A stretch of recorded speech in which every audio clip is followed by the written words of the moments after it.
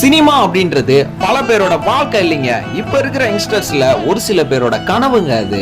தமிழ் சினிமாவில ஒரு நடிகன் உச்சத்தில் வளர்றான்னா அதுக்கான முக்கிய காரணம் என்னன்னு பாத்தீங்கன்னா அவனோட தன்னம்பிக்கை அப்படின்றதோட கடுமையான போராட்டம். இதெல்லாம் தாண்டி அந்த டைமிங் அப்படின்னு தான் சொல்லலாம். அந்த வரிசையில துணை நடிகனா இருந்து இன்னைக்கு ஒரு முக்கியமான முன்னணி நடிகனாக வலம் வந்த விஜய் சேதுபதியா இருக்கட்டும், நம்ம யோகி பாபா அண்ணாவா இருக்கட்டும், அதே மாதிரி நம்ம சூரிய அண்ணாவும் வேற லெவல்ல மாஸ் பண்ணிட்டு இருக்காங்க.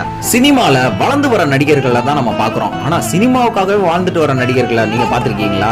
8 வருஷத்துக்கு மேல போராடி தமிழ் சினிமாவோட வெள்ளி திரையில மாறன் அசுரன் போர் தொழில்னு மாஸ் பண்ணி சின்ன திரையில நம்ம சத்யா சீரியல்ல வேற லெவல்ல ஒரு நெகட்டிவ் ரோல்ல நடிச்சாருங்க. இவரோட பெயர் வந்து ஈஸ்வருங்க. சத்யா மட்டும் இல்ல, சத்யா உட்பட ரோஜா, ரஞ்சிதமே அப்படின்னு பல சீரியல்ல நெகட்டிவ் ரோல் பண்ணிருக்காரு. இவர் மிமிக்ரி ஆர்டிஸ்டும் கூட. இவ்வளவு நாள் போராட்டத்துக்கு ஏதாவது ஒரு சீரியல்ல தொடர்ந்து நடிக்கக்கூடிய ஒரு கதாபாத்திரம் கிடைக்காதான்னு கனவு கண்டுட்டு இருக்காருங்க.